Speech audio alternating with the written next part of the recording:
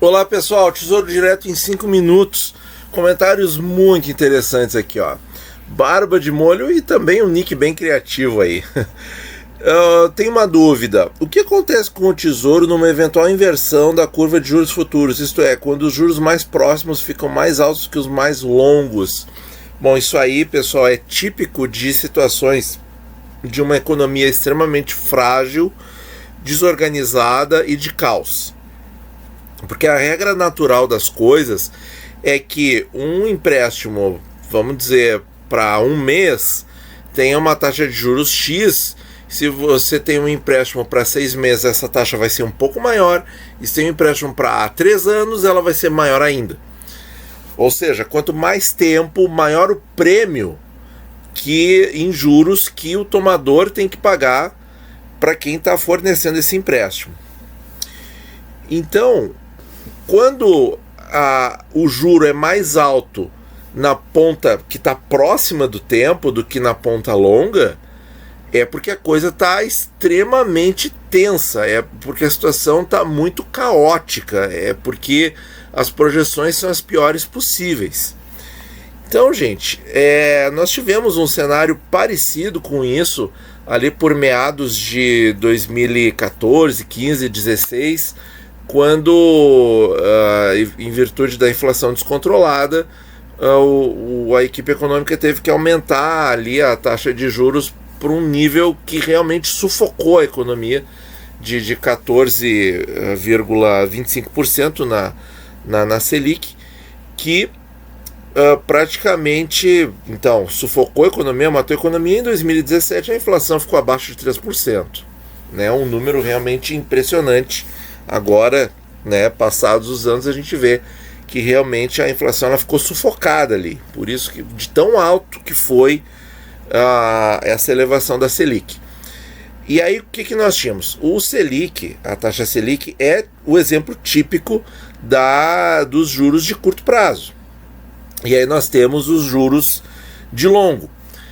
Bom, 2015, então para vocês terem uma ideia, 2015 foi um ano em que a inflação chegou a 10%, certo?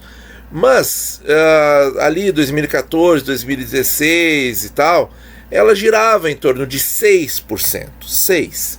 Então olha só, para vocês verem como a coisa estava complicada. Você tinha então no curto prazo o Selic rendendo 14,25%, e no longo prazo os tesouros IPCAs pagavam inflação mais 6%, ou algo um pouquinho maior do que isso, mas assim, 6 de taxa pré-fixada no IPCA mais 6,5% de inflação, chegava ali a no máximo 13%, e você tinha no Selic 14,25%.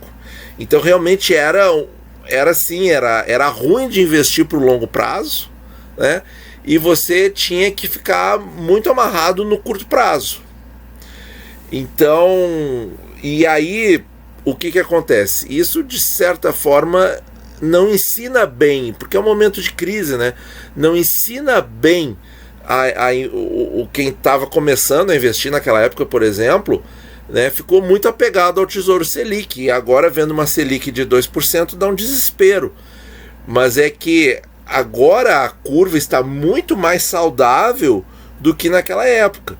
O que o mercado agora quer é que esse ponto mais perto do tempo de nós tenha uma taxa um pouco mais alta. É só isso.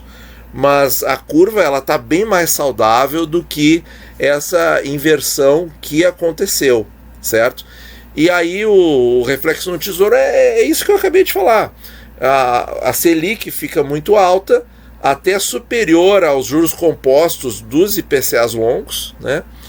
E é isso, você acaba tendo que assumir uma posição muito maior de curto prazo do que de longo, porque não compensa, né? Não compensa.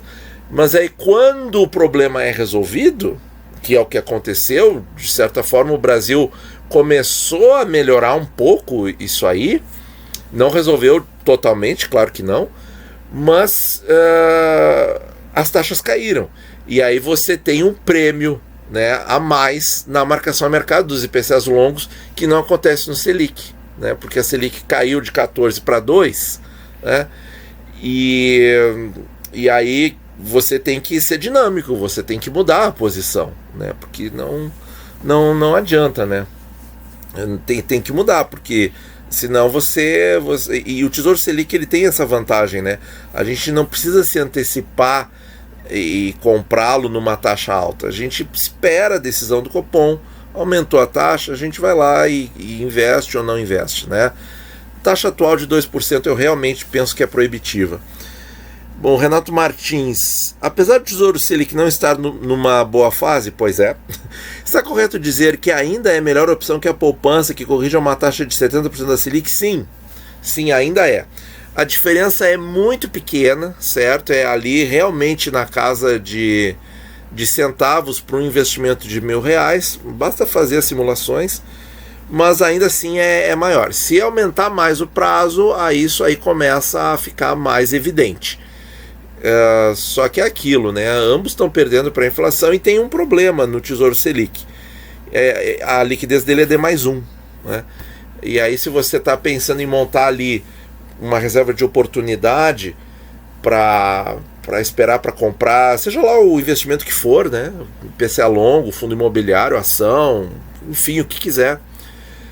Você fica montando aquela posição ali no Tesouro Selic, pensando que daqui a 2, 3, 4, 5, 6 meses, enfim, prazos inferiores a um ano, você vai ter esse problema, né? Que a liquidez é D+1 e na poupança é D+0. Então, quer dizer, você dá a ordem lá no Tesouro, se está na poupança e a corretora tem comunicação com a sua conta, né? Ou você transfere na mesma hora para a corretora, ou enfim, bem mais prático do que um Tesouro Selic. Mas tem corretoras também que te ajudam nessa parte, porque elas fazem a compensação em D+1 também, né? Porque a compensação na minha corretora é D+0. Quando eu faço investimento no Tesouro é D+0. Então, quer dizer, o dinheiro tem que estar ali. Isso é um problema, né? Então, algumas corretoras operam assim, outras fazem o débito do seu investimento em D+1. Aí tudo bem ter o Tesouro Selic, certo? Mas assim, como eu falei antes, né? Para reserva de oportunidade, eu acho que não tem problema nenhum de usar poupança. E o Tesouro Selic pode ser um ligeiro problema nesse aspecto aí.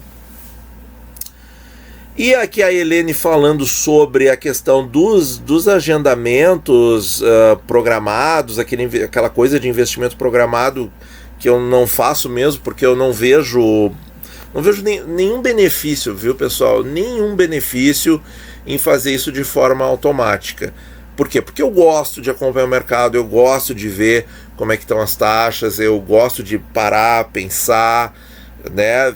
Dar uma olhadinha. Eu gosto de ver, de decidir, de quebrar um pouco os valores e ir tateando aos poucos, né? Montando a posição devagar. É um jeito de investir, certo? E aí o investimento automático, para mim, ele tira toda a graça de investir. Ele tira todo o prazer de acompanhar ali, de ver, de pegar uma taxinha melhor ou de esperar um pouco e tal. Ele tira toda a graça, na minha visão, tá? E aí então o Tesouro já fez cancelamento, que bom, eles implementaram aí uma rotina um pouco mais inteligente do que era alguns anos atrás.